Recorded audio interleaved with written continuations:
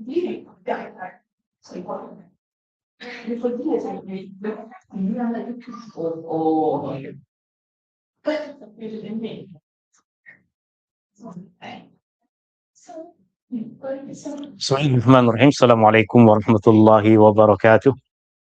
Alhamdulillahilladzi bi ni'matihi tatimmus shalihat. Alladzi hadana li hadza wa ma kunna linahtadiya laula an hadanallah. Asyhadu an la ilaha illallah wahdahu la syarika lah wa asyhadu anna Muhammadan abduhu wa rasuluh. Allahumma shalli ala Muhammad wa ala ali Muhammad kama shallaita ala ali Ibrahim innaka Hamidum Majid.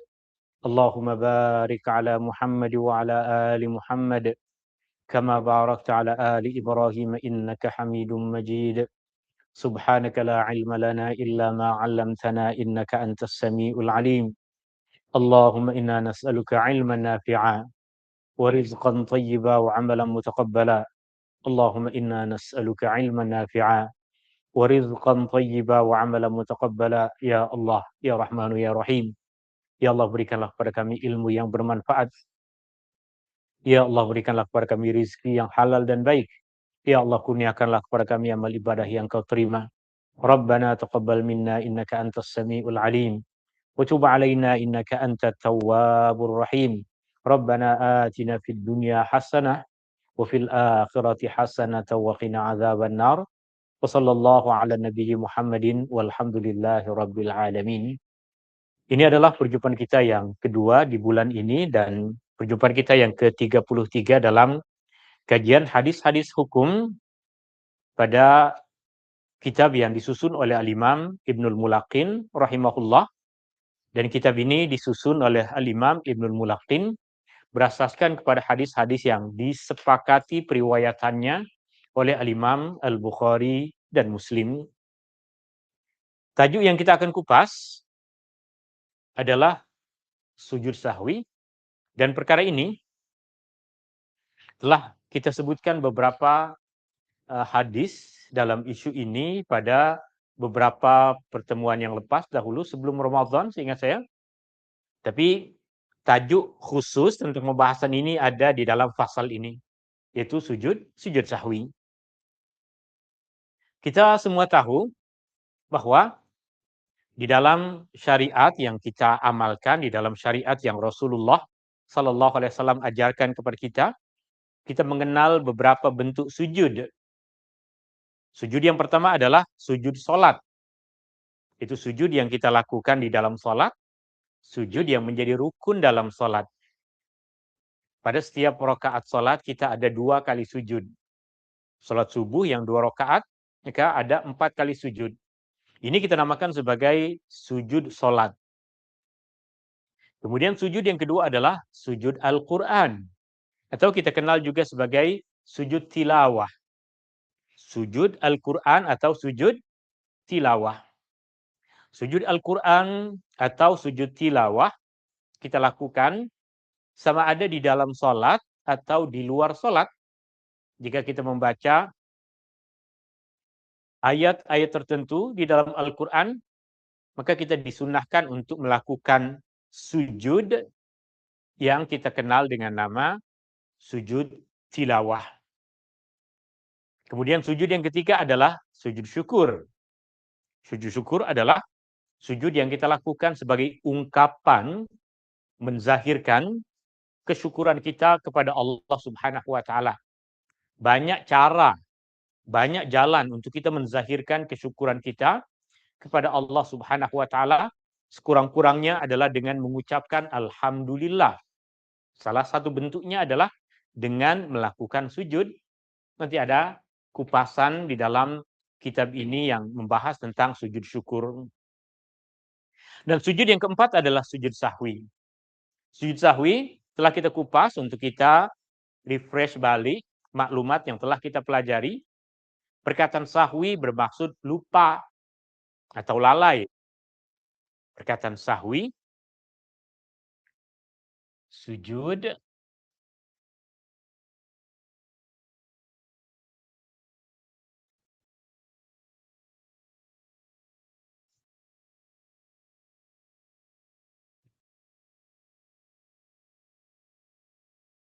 Sujud.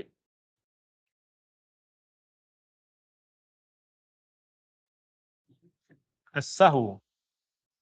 Perkataan sahwi bermaksud lupa atau lalai. Artinya penyebab utama dari sujud ini adalah terjadi sesuatu kelalaian ataupun lupa di dalam sholat kita. Yang menyebabkan ada sesuatu yang tak kena. Ada sesuatu yang kurang. Ada sesuatu yang tidak berapa sempurna terjadi pada sholat kita. Yang penyebab utama dari perkara tersebut adalah kelalaian, lupa, dan kita telah mengupas perkara-perkara yang menjadi penyebab utama disunahkannya untuk kita melakukan sujud sahwi. Kita boleh ulang kaji beberapa perkara yang lazim terjadi, beberapa perkara yang selalu terjadi. Yang pertama, perkara yang penyebab sujud sahwi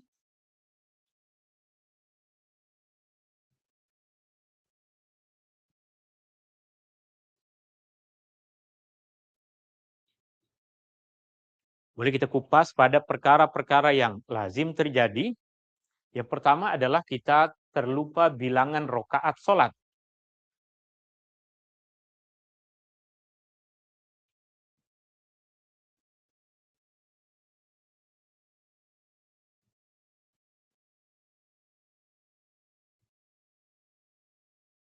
Terlupa bilangan rokaat. Ini sering terjadi. Jika kita kurang fokus dalam sholat kita, misalnya, terkadang terjadi benda ini. Masa kita tengah berdiri, mulai confuse. Ini rakaat yang kedua ke ketiga. Tiga ke empat. Jika ini rakaat yang kedua, saya kena tambah lagi satu rakaat sebab sholat maghrib 3 rakaat. Jika ini rakaat yang ketiga, maka saya akan duduk tahiyat akhir dan salam. Berarti 2 rakaat dengan 3 rakaat sering terjadi. Dan kita telah mempelajari bahwa apabila kita terlupa bilangan rakaat sholat, maka kita pegang, kita ambil bilangan rakaat yang paling sedikit, dan dengannya kita tambahkan apa yang kurang. Masa kita tengah sholat maghrib dan terlupa bilangan rakaat 2 ke 3, maka kita terus berkata kepada hati kita tegaskan bahwa ini adalah rakaat yang kedua. Saya perlu tambah lagi 1 rakaat agar sempurna sholat maghrib saya menjadi 3 rakaat. Itu sebab yang pertama, terlupa bilangan rakaat. Antara 3 dengan 4 dalam sholat Isya misalnya, masa kita tengah berdiri selepas membaca Al-Fatihah, kita mulai confuse. Ini rakaat yang ketiga ke rakaat yang keempat. Berarti kita letakkan itu sebagai rakaat yang ketiga. Karena ia adalah sholat Isya, maka perlu nanti kita tambahkan lagi rakaat yang keempat. Dan nanti di akhir kita akan melakukan sujud sahwi. Terlupa bilangan rakaat. Sekarang di rumah kita ada CCTV. Kita sholat di satu bilik yang ada CCTV-nya. Kita sholat maghrib. Terlupa bilangan rakaat. Antara 2 dengan 3. Kemudian kita dah pegang, ini rakaat yang kedua. Kita tambahkan lagi 1 rakaat agar sempurna menjadi 3. Ternyata lepas sholat, kita tengok kita sholat 4 rakaat. Mengapa? Itu terjadi karena kita terlupa. Bukan sengaja menambah bilangan rakaat. Sholat tersebut adalah sholat yang sah. Ini yang pertama, terlupa bilangan rakaat. Ada yang pernah terjadi benda ini? Selalu terjadi. Macam mana agar ia tak terjadi? Sholat berjamaah. Macam mana agar dia tidak terjadi? Kita sholat berjamaah ikut imam. Nah, imam tersalah jawab dia. Artinya, jika orang yang selalu terlupa bilangan rakaat, penawar dia adalah dengan melakukan sholat sholat berjamaah. Yang kedua,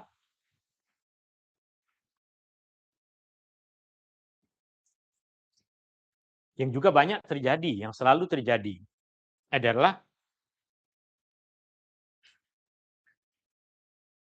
terlupa duduk atau baca tasyahud awal, tahiyat awal.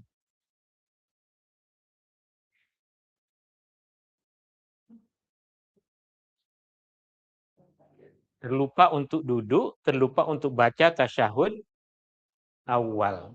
Ini pun sering terjadi. Dalam sholat maghrib, rakaat yang kedua, kita ada duduk tahiyat awal, duduk tasyahud awal, kadang terlupa, kita ada bangkit berdiri, baru teringat, patutnya duduk.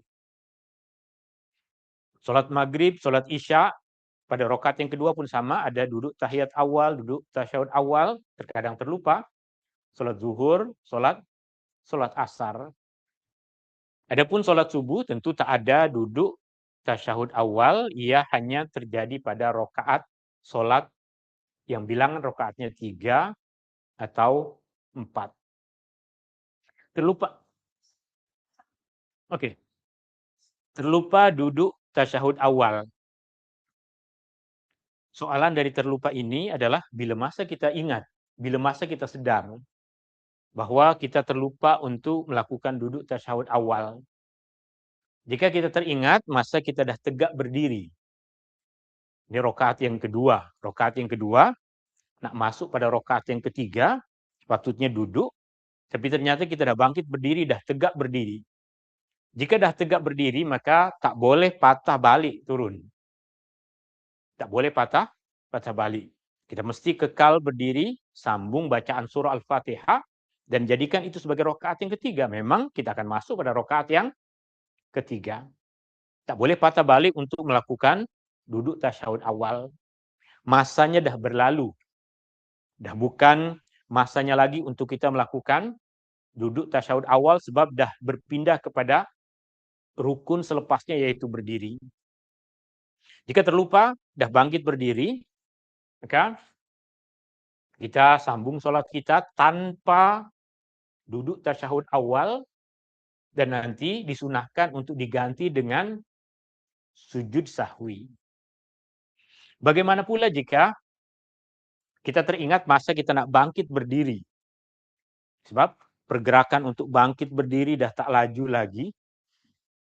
Kita nak bangkit dari sujud, nak bangkit berdiri, belum berdiri, masih separuh jalan. Tapi teringat, maka disunahkan untuk patah balik duduk. Jika kita belum lagi tegak berdiri, maka kita patah balik untuk duduk. Jika dah tegak berdiri, maknanya kita dah berpindah kepada rukun yang baharu, kita tidak patut untuk patah balik. Tapi jika belum tegak berdiri, disunahkan untuk kita patah balik, kembali kepada keadaan duduk tasyahud awal dan membaca. Apa maksud terlupa duduk atau baca tasyahud awal? Terkadang terjadi sebab fikiran tengah confuse nih. Dia duduk tasyahud awal tapi lupa baca tasyahud awal. Yang dia baca surah Al-Fatihah. Ini dah confuse level yang tinggi nih. Dia tahu itu rakaat yang kedua salat maghrib, dia duduk tasyahud awal. Tapi masa duduk bukan baca doa tasyahud, bukan baca at-tahiyyatul mubarakatus salawatut thayyibatu lillah. Tapi yang dia baca adalah surah Al-Fatihah. A'udzubillahi minasyaitonirrajim. Bismillahirrahmanirrahim. Alhamdulillahirabbil alamin. Maka meskipun dia duduk tapi terlupa untuk baca. Duduk tapi terlupa untuk baca, maka sama. Disunahkan juga untuk melakukan sujud sahwi. Kemudian perkara yang ketiga,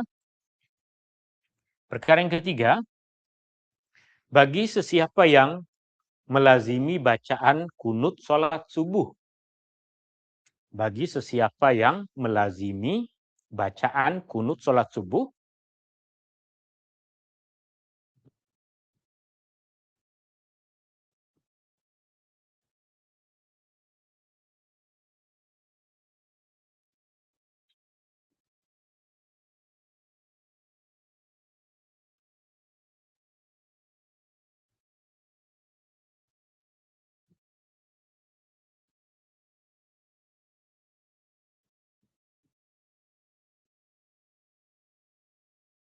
lupa untuk membaca kunut di dalam sholat subuh. Poin yang ketiga ini hanya bagi sesiapa yang melaziminya. Adapun orang yang sengaja untuk tidak membaca kunut di dalam sholat subuh, maka dia tak perlu melakukan sujud sahwi, karena pada dirinya tiada sahwi, tiada kelalaian. Bukan karena lupa, tapi karena sengaja.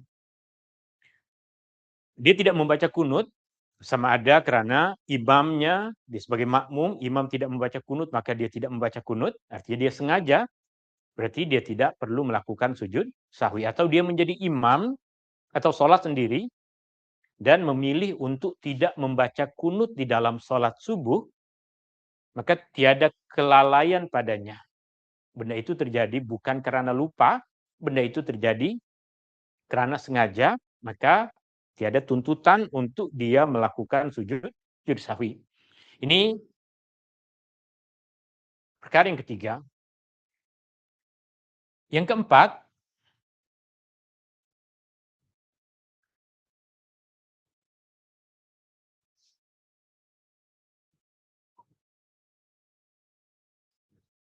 terlupa atau tertinggal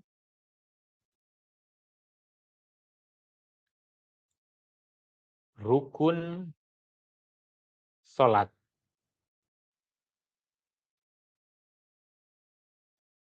Terlupa atau tertinggal rukun sholat, tentu perinciannya akan sangat panjang, tapi yang selalunya terlupa adalah ruku. Terlupa untuk ruku. Bagaimana orang terlupa untuk ruku, dah confused dah. Dia sholat, lepas berdiri terus sujud. Dia lepas berdiri terus sujud. Kenapa dia sujud? Boleh jadi penyebabnya adalah karena dia melakukan sujud tilawah. Dia baca surah yang ada sujud tilawah, lepas dia baca surah tersebut, sampai pada ayat itu, lalu dia sujud. Dalam sujud itu dia khusyuk sangat. Fokus berdoa kepada Allah, memuji Allah, bertasbih kepada Allah, sehingga dia terlupa. Lepas sujud, dia duduk antara dua sujud. Padahal sepatutnya selepas melakukan sujud tilawah, dia patah balik berdiri. Karena dia ada fokus sujud, bangkit dari sujud, dia duduk antara dua sujud, dia baca Rabbighfirli warhamni wajburni. Dia duduk antara dua sujud, kemudian buat sujud yang kedua. Artinya, hakikatnya banyak rukun yang tertinggal. Banyak rukun yang dia terlupa.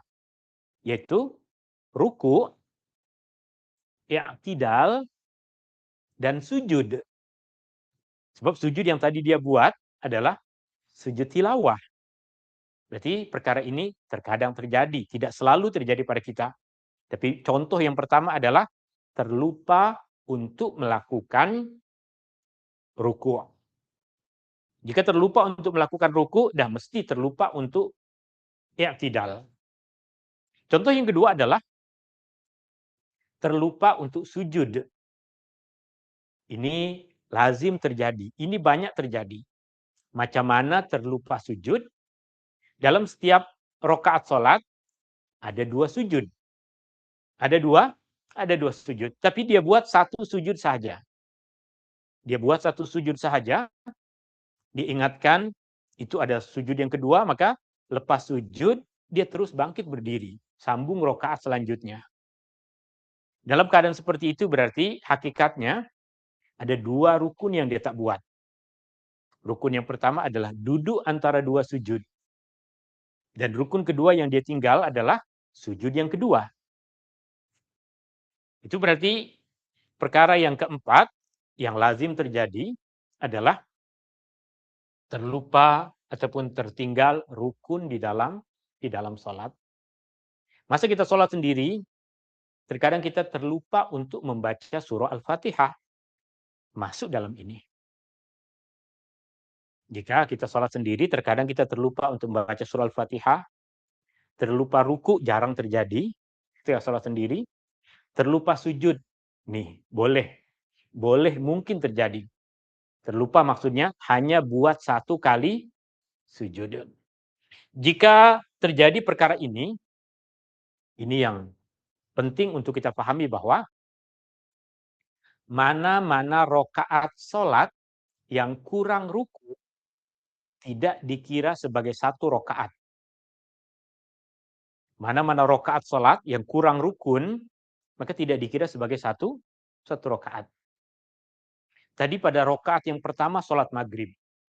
Pada rokaat yang pertama sholat maghrib, kita hanya sujud satu kali. Rokaat pertama sholat maghrib, hanya sujud berapa kali? Satu kali. Berarti hakikatnya ada dua rukun yang dia tak buat. Yaitu duduk antara dua sujud dan sujud yang kedua. Tapi sekarang dia tengah berdiri pada rokaat yang kedua, tengah membaca surah Al-Fatihah ataupun lepas membaca surah Al-Fatihah. Masa dia membaca surah Al-Fatihah, selepas dia membaca surah Al-Fatihah, dia yakin, seyakin-yakin bahwa tadi saya hanya buat satu sujud. Tadi saya hanya buat satu sujud. Maka dalam keadaan seperti ini, rokaat yang pertama tadi tidak dikira.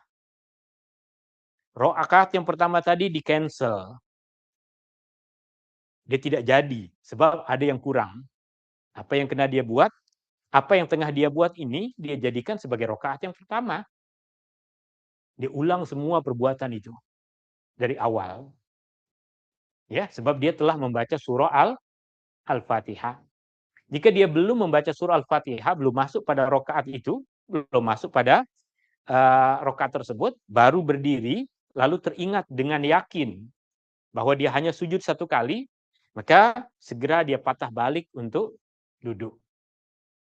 Dia patah balik untuk duduk antara dua sujud, kemudian sujud yang kedua, dan sambung pada rokaat yang selanjutnya. Perkara ini jika terjadi, susah, sebab kita kena buat rokaat tersebut lengkap. Kena buat balik rokaat tersebut dengan lengkap, baru kemudian ditambah dengan sujud tilawah, sujud sahwi. Soalnya,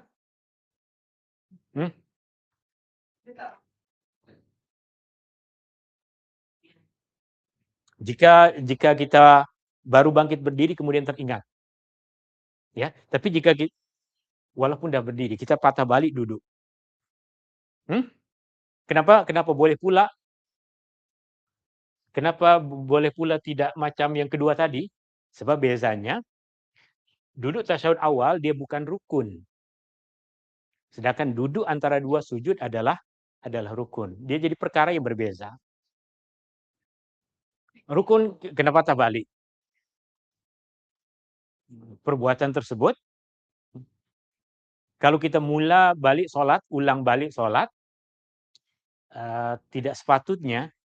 tak sepatutnya, artinya kita ulang balik sholat dari awal, boleh. Sholat yang pertama kita batalkan, kemudian kita ulang lagi sholat baharu dari takbiratul ihram, boleh, tapi tak cantik macam itu. Sebab Rasulullah SAW tidak galakkan kita untuk membatalkan sholat, melainkan ada keadaan yang menuntut, keadaan terdesak, keadaan darurat. Saja membatalkan sholat hanya karena ada kesilapan yang kita terlupa, itu bukan perkara yang cantik. Al-Quran menyebutkan, wala tubtilu a'malakum, jangan kamu batalkan amalan kamu. Ibadah wajib yang tengah kita lakukan tidak sepatutnya kita batalkan tanpa ada sebab yang munasabah. Yang terlebih ini yang kelima. Yang kelima, terlebih rukun. Terlebih rukun.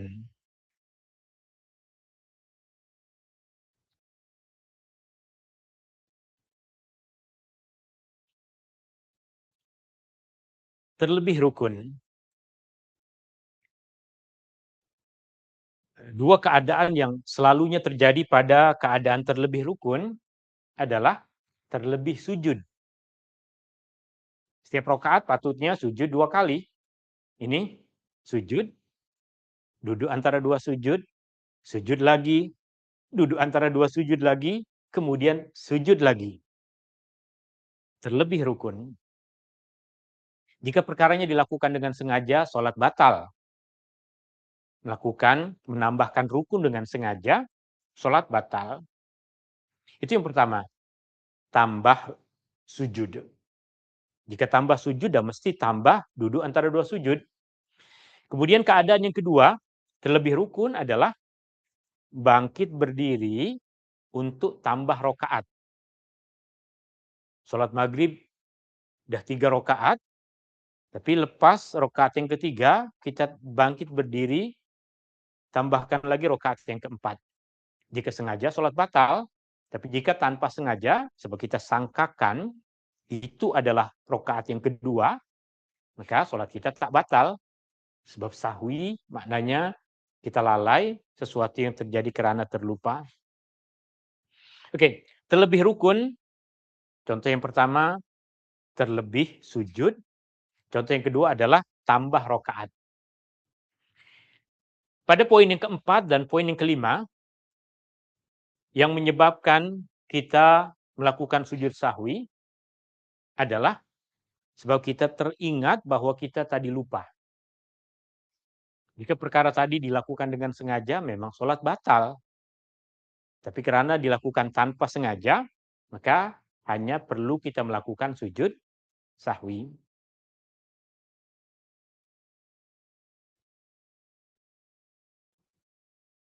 Yang terlebih rukun. Yang terlebih rukun, apa yang perlu kita lakukan adalah segera patah balik untuk duduk tahiyat akhir. Segera patah balik untuk melakukan duduk tahiyat akhir.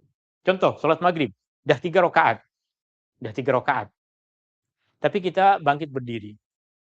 Sama ada kita dah baca surah Al-Fatihah atau belum, rakaat nih. Terlebih rakaat. Tapi masa kita berdiri, kita yakin dengan pasti bahwa kenapa saya sholat maghrib 4 rakaat? Kenapa saya bangkit? Patutnya tadi duduk tahiyat akhir. Ya, dah berdiri nih, dah berdiri. Maka yang wajib untuk kita lakukan adalah patah balik duduk. Duduk, baca tahiyat akhir, kemudian sujud sahwi. Ya, tapi semua ini kita lakukan pada poin yang keempat dan kelima ini, kita yakin dengan pasti bahwa kita terlupa.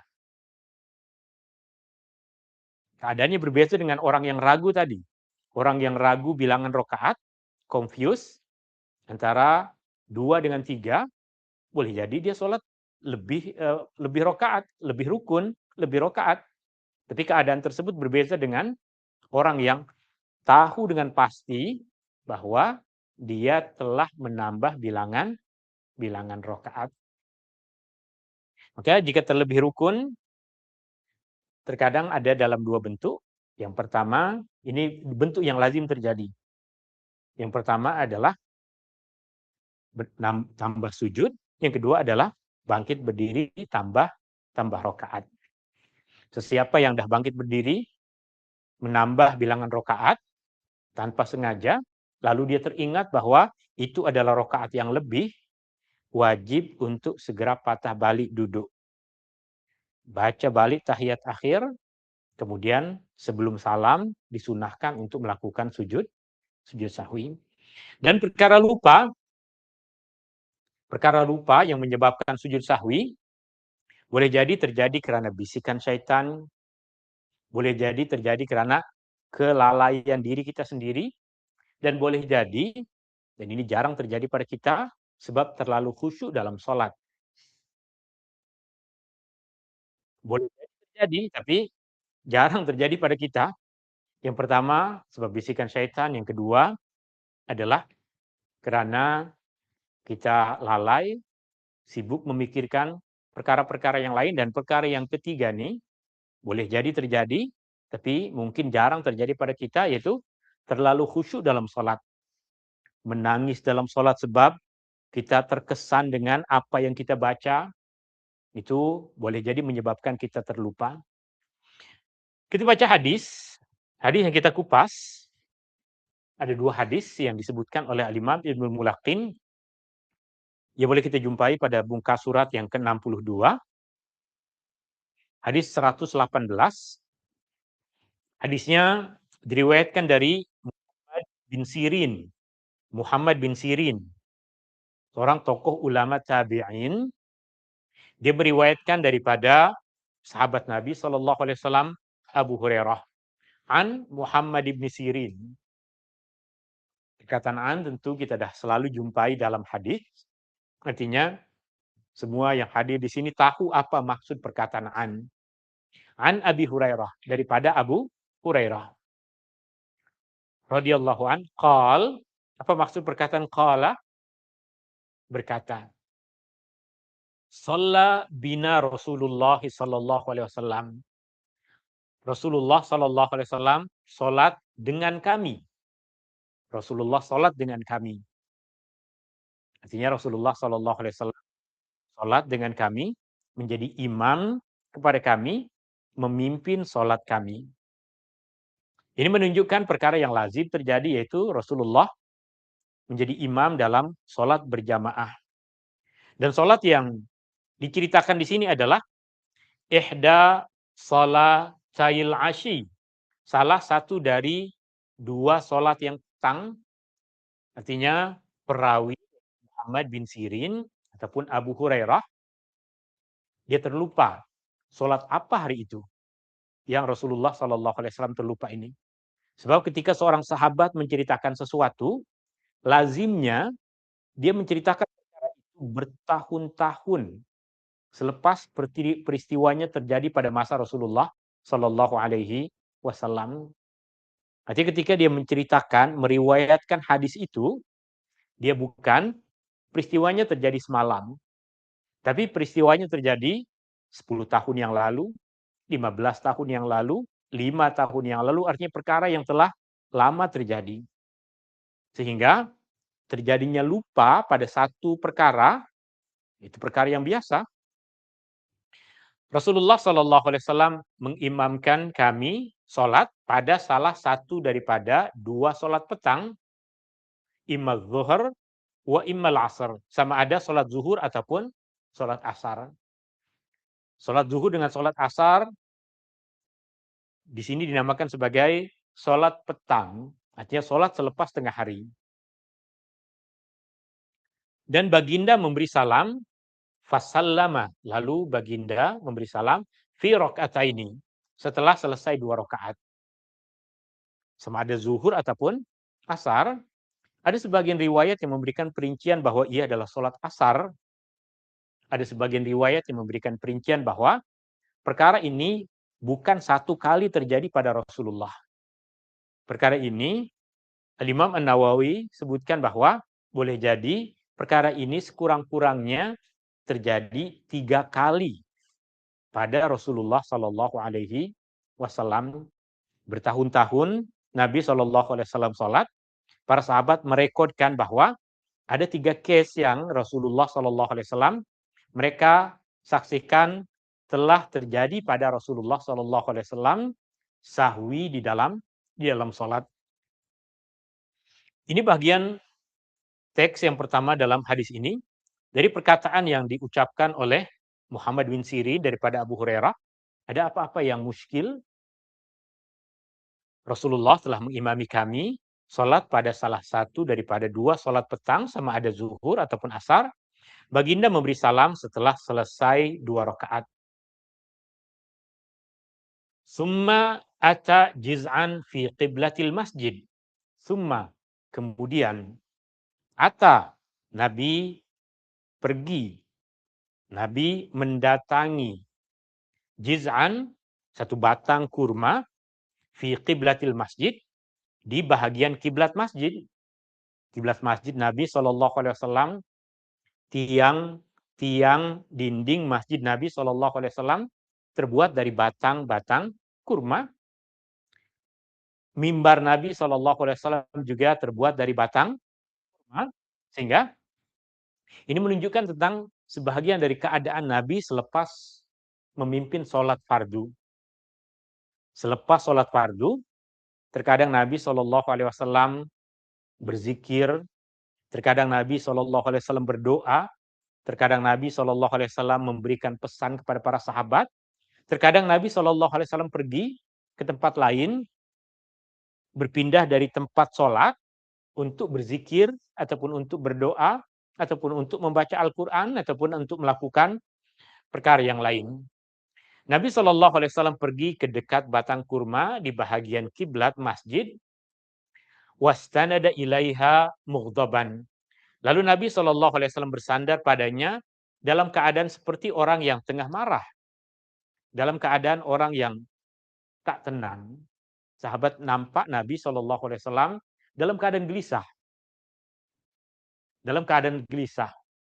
Artinya, secara tidak sadar Nabi SAW rasa bahwa ada sesuatu terjadi. Allah Subhanahu wa taala takdirkan pada diri Nabi SAW terjadi sesuatu yang kita tahu hikmahnya adalah agar kita umatnya tahu bagaimana ambil sikap jika terjadi perkara itu pada diri kita. Wa kharaja sara'anun nas. Orang-orang yang tergesa-gesa telah pun keluar dari masjid. Sebahagian dari sahabat yang ada urusan di luar, mereka telah keluar dari masjid. Kita tengok di sini, Nabi SAW sholat zuhur ataupun sholat asar di masjid Nabi. 2 rakaat. 2 rakaat. Selepas sholat, Nabi SAW berdiri, berjalan ke satu bahagian depan masjid, dan bersandar di satu batang kurma yang ada di dalam masjid Nabi SAW. Sebagian dari sahabat dah keluar. Kenapa sebagian dari sahabat dah keluar? Sebab Nabi SAW adalah orang yang ditugaskan untuk mengajarkan syariat. Dan syariat sentiasa bertukar. Pada masa Rasulullah SAW, kiblat menghadap ke arah Baitul Maqdis, kemudian bertukar menghadap ke arah Ka'bah. Dan mereka berpikir bahwa mungkin mula saat itu, sholat zuhur dan asar hanya perlu kita lakukan 2 rakaat. Maka mereka tak tegur Nabi SAW. Mereka terus keluar dari masjid.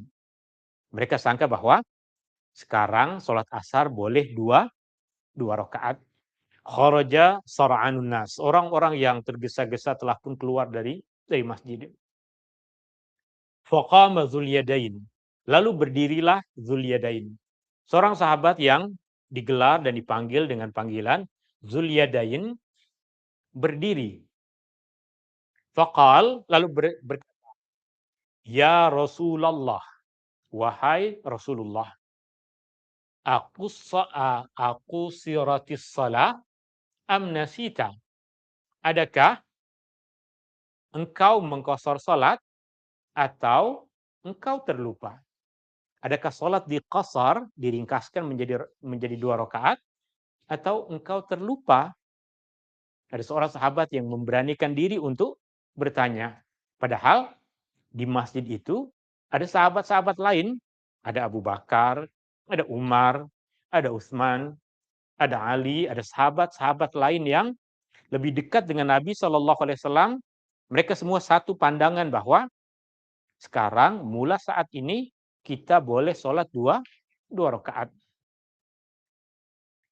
Maka sahabat yang bergelar Dzulyadain bertanya, Ya Rasulullah, adakah sholat telah dipendekkan atau baginda SAW telah lupa?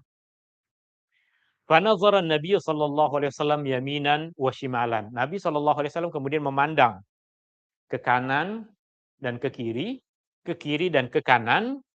Faqal, lalu Nabi SAW bertanya, Ma yaqulu Dzulyadain? Apa yang dikatakan oleh Dzulyadain? Betulkah apa yang dikatakan oleh Dzulyadain? Maka semua sahabat mengatakan, iya betul. Baginda telah sholat 2 rakaat. Lam tusalli illa rakaatain. Engkau tidak sholat melainkan 2 rakaat. Dari sini kita melihat sahabat tadi yang tahu dengan pasti bahwa Rasulullah SAW hanya sholat 2 rakaat, dia memberanikan diri untuk berkata kepada Rasulullah Sallallahu Alaihi Wasallam. Tapi Rasulullah Sallallahu Alaihi Wasallam yang dia tahu adalah dia sholat lengkap 4 rakaat. Maka Nabi Shallallahu Alaihi Wasallam meminta kepastian kepada para sahabat yang lain, adakah apa yang diberitakan oleh Dzuliyadain adalah perkara yang betul? Maka para sahabat sepakat mengatakan bahwa benar apa yang dikatakan oleh Dzuliyadain, engkau hanya sholat 2 rakaat. Engkau hanya sholat 2 rakaat sahaja. Maka baginda pun Shallallahu Alaihi Wasallam shalla rakaataini wasallam. Lalu baginda Shallallahu Alaihi Wasallam menyambung sholat lagi 2 rakaat, lalu memberi salam, summa kabbara, lalu baginda bertakbir. Maksud bertakbir adalah mengucapkan Allahu Akbar. Summa sajad, lalu baginda Shallallahu Alaihi Wasallam sujud. Sujud yang dimaksud adalah sujud sahwi. Summa kabbar, lalu Nabi Shallallahu Alaihi Wasallam bertakbir, maksudnya mengucapkan Allahu Akbar. Summa rafa'a, kemudian bangkit, duduk antara 2 sujud. Summa kabbara fasajad, lalu Nabi Shallallahu Alaihi Wasallam bertakbir lalu sujud yang kedua, sebab sujud sahwi adalah 2 kali sujud. Summa kabar wa rafa'ah, kemudian Nabi Shallallahu Alaihi Wasallam bertakbir dan duduk kembali. Ini menunjukkan bahwa Nabi Shallallahu Alaihi Wasallam hanya menambah 2 rakaat. Nabi tidak batalkan sholat dan tidak ulang. Nabi tidak batalkan dan tidak ulang. Dalam kisah ini, Nabi Shallallahu Alaihi Wasallam menjawab soalan sahabat. Sahabat pun berkata kepada Rasulullah Shallallahu Alaihi Wasallam, kita tahu bahwa berkata-kata di dalam sholat kepada sesama manusia dengan sengaja adalah membatalkan sholat. Berkata-kata kepada sesama manusia dengan sengaja dalam sholat adalah membatalkan sholat. Tapi Nabi Shallallahu Alaihi Wasallam di sini tidak membatalkan sholatnya. Macam mana kita menghimpunkan antara 2 perkara ini? Berkata-kata dalam sholat dengan sengaja kepada sesama manusia adalah membatalkan sholat dengan peristiwa ini. Berkata-kata dengan sengaja membatalkan sholat jika dilakukan dengan sengaja. Maknanya, jika tidak sengaja, ia tidak membatalkan sholat. Orang yang latah. Jika dia melatah di dalam sholat, maka sholatnya tidak batal. Ia dimaafkan. Kenapa? Sebab tidak sengaja. Terkejut, ada lipas, dia melatah, sebut apa-apa benda. Maka ia dimaafkan. Dia dimaafkan sebab melakukan sesuatu tanpa sengaja di luar kawalan. Ya. Tanpa sengaja. Orang mengucapkan salam, dia jawab waalaikumsalam. Refleks kita, jika orang mengucapkan salam, kadang kita terus menjawab tanpa sengaja, ia tidak membatalkan sholat. Satu orang bersin, alhamdulillah, ya rahmukallah. Kita terpijak sesuatu, aduh, ucapkan perkataan, aduh, tanpa sengaja. Ia tidak membatalkan sholat. Jika dilakukan tanpa sengaja. Jika kita bersin, cakap alhamdulillah, alhamdulillah adalah pujian kepada Allah. Pujian kepada Allah tidak membatalkan sholat. Pujian kepada Allah dalam sholat, masa kita tengah sholat, mendengar berita yang baik, kemudian kita memuji Allah, ucapkan alhamdulillahirabbil alamin. Dia tidak membatalkan sholat, ucapan kepada Allah Subhanahu wa taala. Yang membatalkan sholat adalah ucapan kepada sesama manusia. Dalam keadaan ini, Nabi Shallallahu Alaihi Wasallam yakin bahwa dia telah selesai sholat. Maka Nabi Shallallahu Alaihi Wasallam berkata-kata. Berarti perkataan tersebut dilakukan bukan dalam keadaan dia tahu tengah berada dalam sholat. Artinya sama seperti yang tadi kita sebut, bukan sengaja melakukan perkataan tersebut di dalam sholat. Ya. Maka apa yang diucapkan oleh Nabi SAW dan para sahabat pada peristiwa ini, mereka lakukan bukan dalam keadaan mereka tengah berada di dalam keadaan yakin yang tengah sholat. Tapi berada pada salah satu dari dua keadaan. Yang pertama, yakin bahwa telah sempurna 4 rakaat, itu keadaan Nabi SAW. Dan keadaan yang kedua adalah keadaan orang yang confused, tak pasti, sholatnya betul ke tak betul. Sehingga terkadang dalam sholat berjamaah di rumah, di rumah, seorang suami menjadi imam, sholat maghrib, baru 2 rakaat, dia tahiyat akhir, kemudian salam. Lepas salam, terus tengok ke belakang. Istri dan anaknya ucap, Subhanallah. Kemudian dia mengatakan, kurang rakaat ke? Dia cakap, kurang rakaat ke? Dalam keadaan dia confused, dalam keadaan yang dia tahu bahwa sholat dia dah habis. Ya, ketika makmumnya tadi mengangguk atau menjawab iya, maka suami tadi akan tambah lagi satu rakaat.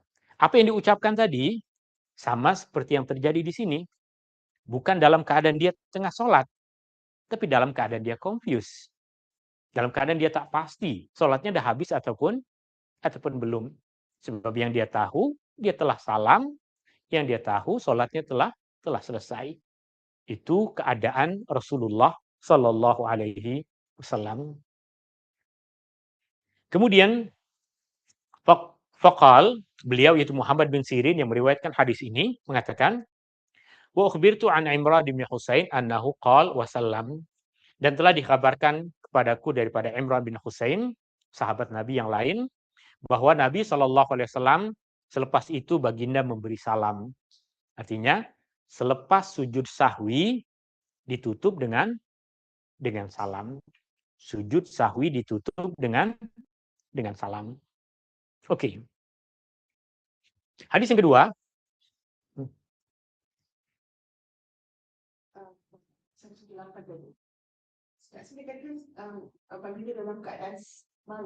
Baginda dalam keadaan marah yang tadi kita sebutkan di sini. Seperti keadaan orang yang sedang marah. Artinya macam ada sesuatu yang terkena. Ya. Macam ada sesuatu yang tak kena. Sebab orang yang biasa melakukan benda yang betul, ketika terjadi kesilapan, dia rasa tak selesa. Ya. Meskipun apa yang dia buat bukan benda yang dosa. Ya. Sama seperti contoh keadaannya nih, orang yang selalu sholat di masjid, ketika dia sholat di rumah, karena sakit ke, karena uzur, dia macam rasa ada yang tak selesa. Padahal benda yang dia buat bukan benda maksiat ataupun salah, tapi rasa tak selesa, mughdaban.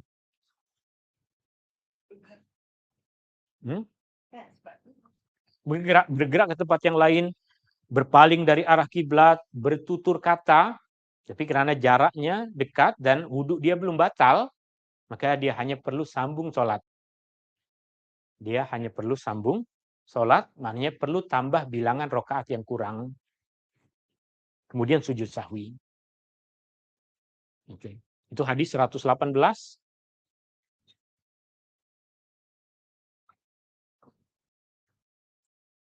Oke.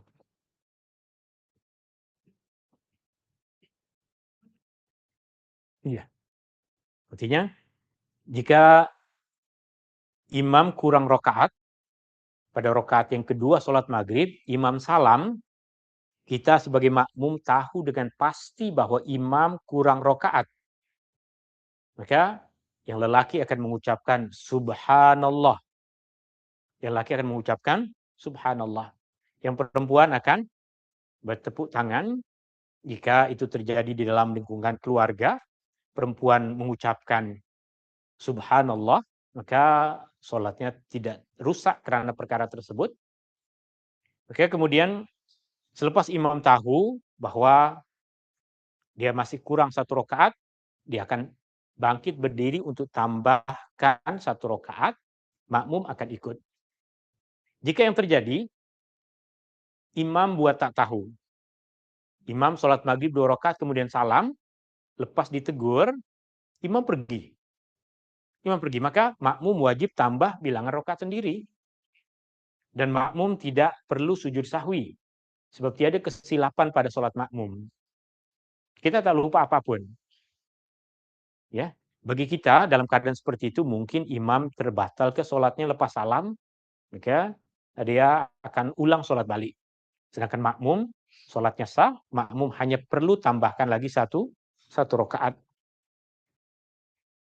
Oke, ini hadis yang kedua. Hadis yang kedua,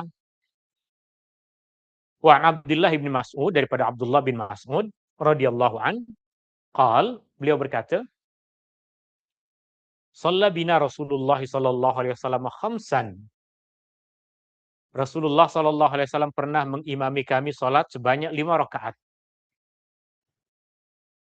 Berarti dalam peristiwa ini para sahabat juga tak tegur Nabi sallallahu alaihi wasallam, sebab bagi mereka Nabi ada hak untuk menambahkan salat, untuk menyampaikan satu syariat yang baru. Maka ketika Nabi salat 5 rakaat mereka ikut. Mereka ikut salat 5 rakaat.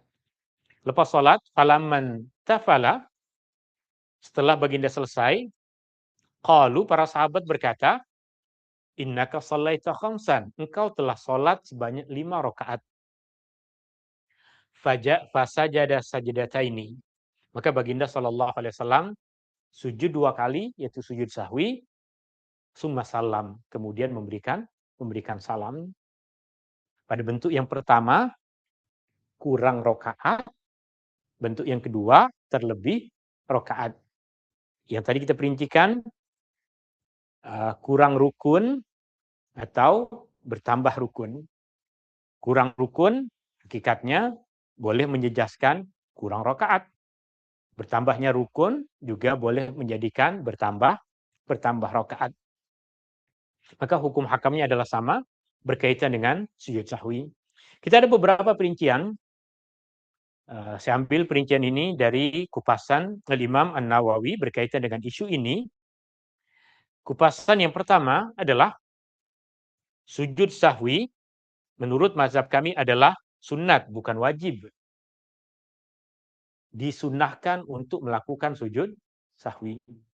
Artinya, ungkapan ini maksudnya adalah sujud sahwi bukan rukun dalam sholat. Sujud sahwi bukan wajib dalam sholat. Disunnahkan dan digalakkan untuk melakukan sujud sahwi. Tapi perincian ini perlu kita perincikan lagi. Sujud sahwi menjadi wajib bagi makmum jika sholat berjamaah.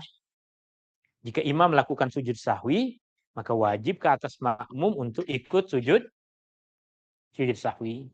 Sedangkan dalam sholat seorang diri, jika seseorang melakukan kesilapan tadi, lalu dia tidak melakukan sujud sahwi, maka sholatnya tetap sah. Kenapa sah? Sebab sujud sahwi bukan rukun dalam sholat. Sujud sahwi bukan wajib dalam sholat. Ia adalah di antara perkara-perkara sunnah yang kita pelajari, kita ambil dari Rasulullah Sallallahu Alaihi Wasallam. Kenapa tidak dikatakan wajib? Sebab tiada penegasan dari Nabi Sallallahu Alaihi Wasallam. Tapi Nabi buat. Nabi buat menunjukkan ia adalah amalan yang dicontohkan oleh Rasulullah Sallallahu Alaihi Wasallam. Menunjukkan ia adalah amalan yang disunnahkan oleh Rasulullah Sallallahu Alaihi Wasallam. Ini kupasan yang pertama. Kupasan yang kedua, para sahabat kami berkata, maksud para sahabat kami adalah guru-guru dan sahabat-sahabat kepada Imam An-Nawawi, para ulama, mengatakan, jika dalam sholat seseorang terkumpul 2 atau lebih kesilapan. Jika satu kesilapan yang tadi menggalakkan kita untuk melakukan sujud sahwi, macam mana pula jika terjadi beberapa kesilapan? Contoh, dia dah confuse bilangan rokaat. Selain itu, dia pun terlupa untuk duduk tasyahud awal. Selain itu, dia pun confuse dan sujud 3 kali dalam salah satu rokaat. Berarti telah terjadi padanya beberapa sahwi, beberapa kesilapan, beberapa kelalaian. Jika dalam sholat seseorang terkumpul 2 ataupun lebih kesilapan, sama ada daripada satu jenis, artinya terlupa bilangan rokaat beberapa kali dalam satu sholat. Ini rokaat pertama ke rokaat kedua, ini rokaat kedua ke rokaat ketiga, ini rokaat ketiga ke rokaat yang keempat. Atau sama ada dalam bentuk tambahan, terlebih rukun, terlebih rokaat, atau kekurangan, tertinggal rukun, tertinggal rokaat, atau kedua-duanya sekali, maka 2 sujud sahwi sahaja sudah memadai. Tak perlu dia melakukan 4 sujud sahwi, sebab kesilapan saya tadi 2, maka saya kena buat 4. Macam mana jika dia buat 4 kesilapan dalam sholatnya? Jawabannya adalah semua tertunaikan hanya dengan 2 kali sujud sahwi. Bahkan tidak dibenarkan melakukan lebih daripada 2 sujud. Tidak dibenarkan, maknanya haram, maknanya boleh jadi justru membatalkan sholat, sebab menambahkan sesuatu di dalam sholat, perkara yang tidak diajarkan oleh Rasulullah Sallallahu Alaihi Wasallam. Macam mana dari mana kesimpulan ini dibuat? Nabi Sallallahu Alaihi Wasallam sholat asar 2 rakaat. Hakikatnya perkara yang tertinggal ini banyak. Berarti dalam 2 rakaat perkara yang tertinggal, yang terlupa ini banyak. Rakaat yang ketiga dan rakaat yang keempat. Baca Al-Fatihah. Ruku. I'tidal. Sujud. Duduk antara 2 sujud. Sujud yang kedua. Bangkit lagi berdiri. Semua perincian tersebut menunjukkan bahwa perkara yang tertinggal bukan satu, tapi banyak. Meskipun banyak, berapa kali Nabi melakukan sujud sahwi? Jawabannya adalah sujud sahwi hanya 2 kali sujud. Meskipun banyak kesilapan yang terjadi di dalam sholat tersebut. Tidak dibenarkan melakukan lebih daripada 2 sujud. Siapa yang melakukan lebih, berarti menambahkan sesuatu di dalam amalan sholat, sesuatu yang tidak diajarkan oleh Rasulullah Sallallahu Alaihi Wasallam. Kemudian kupasan yang ketiga, sujud sahwi itu terdiri daripada 2 sujud yang dipisahkan dengan duduk. Sujud sahwi adalah 2 kali sujud dipisahkan dengan duduk antara 2 sujud. Disunahkan pada duduk tersebut, pada duduk antara 2 sujud adalah duduk iftirash. Duduk iftirash macam duduk antara 2 sujud yang kita lakukan. Pada duduk antara 2 sujud sahwi disunahkan untuk duduk iftirash. Sama seperti duduk antara 2 sujud yang kita lakukan dalam sholat. Dan disunahkan untuk duduk tawarruk, itu duduk style tahiyat akhir selepas kedua-dua sujud sahwi. Sehingga selesai memberi salam. Sehingga selesai memberi salam. Artinya sujud sahwi, Allahu Akbar. Dalam keadaan kita duduk, Allahu Akbar, sujud yang pertama. Allahu Akbar, duduk antara 2 sujud. Allahu Akbar, sujud yang kedua. Allahu Akbar, duduk tahiyat akhir, kemudian Assalamualaikum warahmatullah. Assalamualaikum warahmatullah. Itu rupa cara melakukan sujud sahwi. Ngarang kitab Al-Hawi, yaitu Al-Imam Al-Mawardi rahimahullahu ta'ala, beliau berkata, tidak ada perselisihan di antara para ulama bahwa sujud sahwi boleh dilakukan sama ada sebelum salam atau selepas salam. Sujud sahwi boleh kita lakukan sebelum salam atau selepas salam. Pada dua contoh yang tadi disebutkan, kedua-duanya dilakukan selepas salam. Sebelumnya pun boleh. Boleh sebelum salam, boleh selepas salam. Contoh selepas salam. Saya membaca tahiyat, kemudian selawat ke atas Nabi Shallallahu Alaihi Wasallam. Jika saya mahu membaca doa, boleh berdoa. Doa yang kita kenal sebagai doa sebelum salam. Kemudian saya ucapkan salam. Assalamualaikum warahmatullah. Assalamualaikum warahmatullah. Sudah selesai sholat. Kemudian Allahu Akbar. Sujud satu kali. Allahu Akbar. Duduk antara dua sujud. Allahu Akbar. Sujud yang kedua. Allahu Akbar. Duduk tahiyat akhir. Assalamualaikum warahmatullah. Assalamualaikum warahmatullah. Berarti jika kita memilih untuk melakukan sujud sahwi selepas salam, akan ada dua kali salam. Salam yang pertama adalah salam dari sholat. Salam yang kedua adalah salam selepas sujud sahwi. Itu cara yang pertama melakukan sujud sahwi selepas salam. Cara yang kedua adalah melakukan sujud sahwi sebelum salam.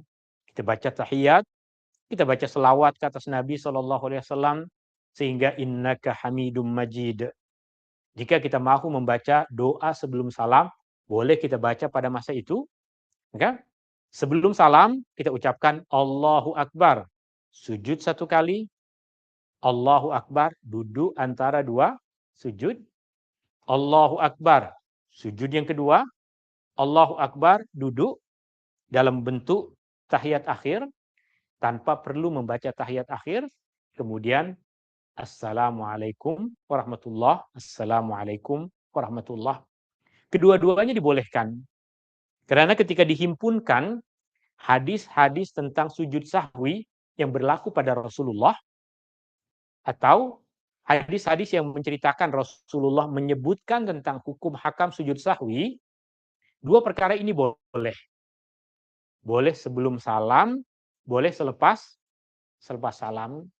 Perbezaan di antara para ulama hanya pada mana satu yang lebih utama, mana satu yang lebih cantik, mana satu yang lebih patut. Al-Imam Al-Mawardi tadi mengatakan, yang dinukilkan oleh Al-Imam An-Nawawi, mereka hanya berbeza pandangan tentang yang manakah yang lebih utama. Mana satu yang lebih utama, adakah sebelum salam atau selepas salam. Al-Imam Asy-Syafi'i sebagaimana yang beliau nyatakan dalam pendapat lama ataupun pendapat yang baharu. Pendapat lama maksudnya apa yang diajarkan oleh Al-Imam Asy-Syafi'i masa di Baghdad.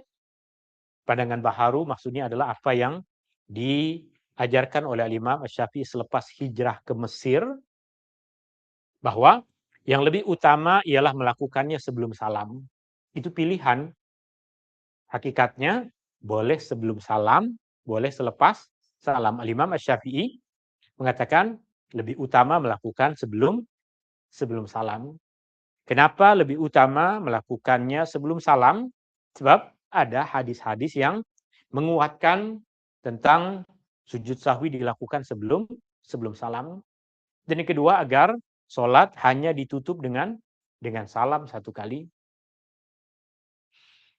Sama ada dalam keadaan berlaku penambahan atau pengurangan, pendapat ini juga pandangan yang diajarkan oleh sahabat Nabi SAW, Abu Hurairah, Sa'id bin Al-Musayyib, Az-Zuhri, Rabi'ah, Al-Auza'i, dan Al-Laits.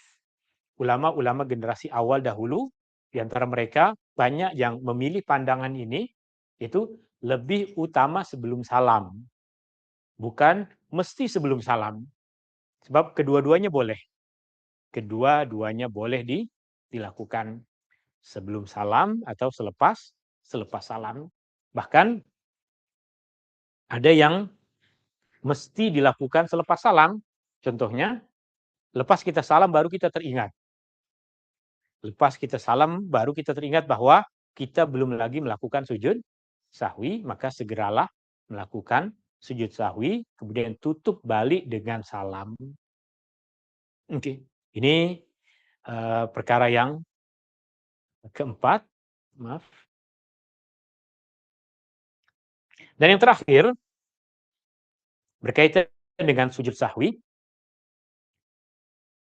kita boleh membaca apa zikir dan doa dalam sujud sahwi, boleh sama seperti apa yang kita baca dalam sujud-sujud yang lain. Jika dalam sujud kita membaca subhana rabbiyal a'la, dalam sujud sahwi pun kita boleh membaca subhana rabbiyal a'la. Jika dalam sujud kita membaca subuhun kudusun rabbul malaikati warruh, maka dalam sujud sahwi kita juga boleh membaca zikir yang sama. Artinya, Imam Nawawi berkata, kitab-kitab para sahabat kami tidak menyebut sebarang zikir dalam sujud sahwi. Jadi mereka tak kupas apa zikir yang perlu dibaca. Hal ini memberikan isyarat bahwa zikir di dalam sujud sahwi adalah sama seperti zikir dalam sujud-sujud yang lain di dalam sholat. Sebagaimana perkara-perkara lain yang berkaitan dengan kewajiban dan sunat dalam sujud sahwi yang mereka tidak huraikan. Artinya ketika mereka tidak huraikan macam mana rupa sujud sahwi, jawabannya adalah rupa sujud sahwi sama seperti rupa sujud yang lain. 7 anggota badan kita tampalkan di tempat sujud. Rupanya sama, apa yang dibaca juga sama. Meskipun demikian, ada sebagian ulama seperti yang disebutkan oleh Imam An-Nawawi membaca zikir subhana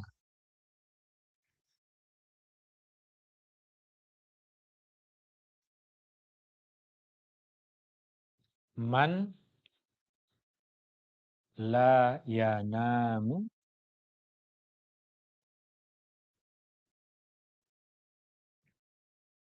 wala yashu.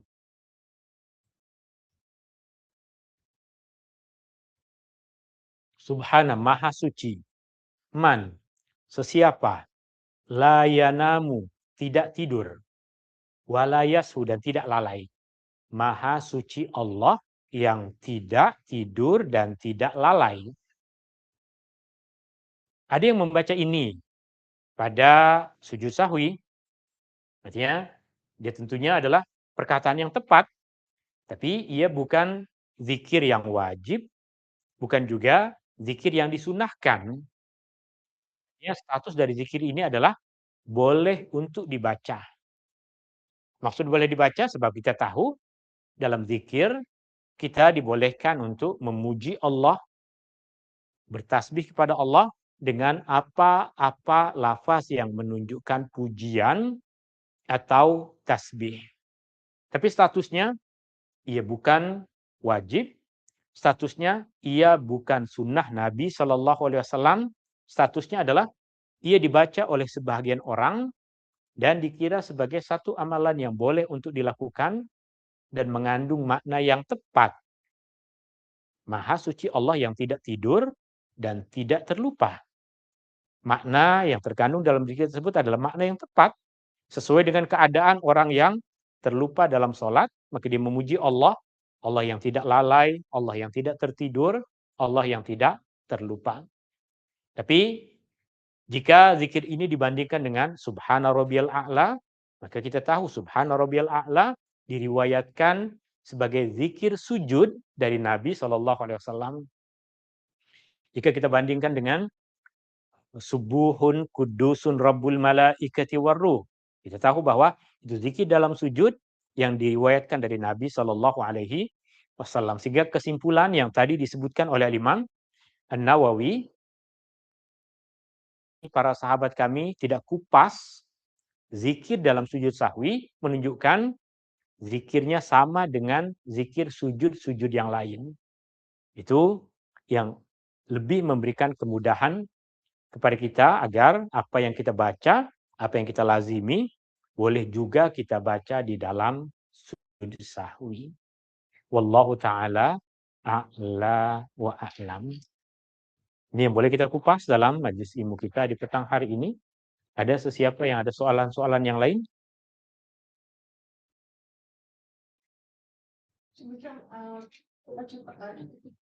tak sure sama ada betul bukan pihak. Kita tak sure. Supaya tak sure, kita lakukan saja. Oke, ada soalan berkaitan dengan kita tak pasti. Kita tak pasti dah buat rukun itu ataupun belum. Ya, contohnya kita tak pasti dah baca Al-Fatihah ke belum. Kita tak pasti dah baca Al-Fatihah ataupun belum.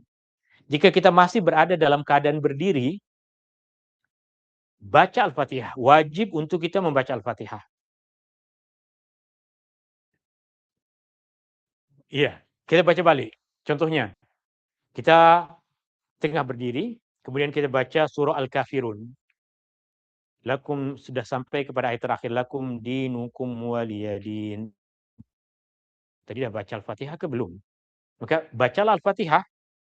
Bacalah Al-Fatihah sehingga kita yakin dengan pasti bahwa kita telah membaca surah Al-Fatihah.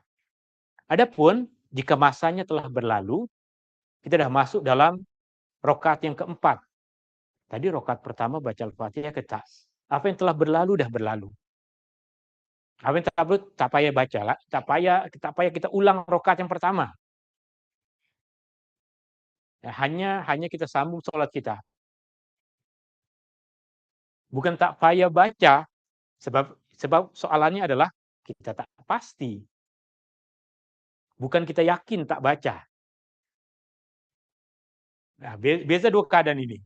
Beza antara keadaan tak pasti baca ke tak dengan pasti kita tak baca. Dua keadaan yang berbeza. Jika kita tak pasti dan masanya dah berlalu, maka kita anggap semua dah kita buat. Sebab siapa yang boleh pasti bahwa kita dah buat. Sekarang tadi semua sholat zuhur. Rakaat kedua tadi baca Al-Fatihah kita baca. Tapi yakin kita? Yakin maksudnya sangkaan yang kuat kita baca. Ya. Sangkaan kuat kita baca. Tapi sampai kepada tahap keyakinan dengan pasti menunjukkan bukti bahwa kita dah baca, tak ada jalan ke sana. Tapi sangkaan kuat kita baca. Maka apa yang telah berlalu, dia telah berlalu. Tapi berbeza dengan keadaan, saya yakin dengan pasti bahwa tadi rakaat yang pertama saya tidak baca surah Al-Fatihah. Jika keadaannya seperti itu, maka rakaat yang pertama tak diambil kira. Kita kena tambah lagi satu rakaat. Tambah lagi satu rakaat untuk ganti satu rakaat pertama tadi. Pas itu sujud sahwi di akhir. Ya. Oke. Ini bukan baca. Oke. Oke. Oke. Pada rakaat yang kedua, ketika kita membaca tasyahud awal, yang digalakkan ataupun yang dituntut adalah kita membaca tasyahud. Artinya, at-tahiyatul mubarakatus salawatut tayyibatu lillah. Assalamu alayka ayuhan nabi wa rahmatullahi wa barakatuh. Assalamu alayna wa ala ibadillahis salihin. Asyhadu an la ilaha illallah wa asyhadu anna Muhammadar Rasulullah. 4 perkara ini dah kita baca, itulah tasyahud yang pertama. Kemudian jika kita tertambah membaca selawat ke atas Nabi SAW, maka boleh. Ia tidak membatalkan dan tidak merusak sholat kita. Tidak dikatakan bahwa kita sahwi, kita terlupa. Sama ada kita baca selawat, sengaja ataupun tak sengaja. Sengaja dapat pahala sunnah, tak sengaja pun tidak merusak sholat kita pada rakaat yang kedua. Artinya, iya, artinya tidak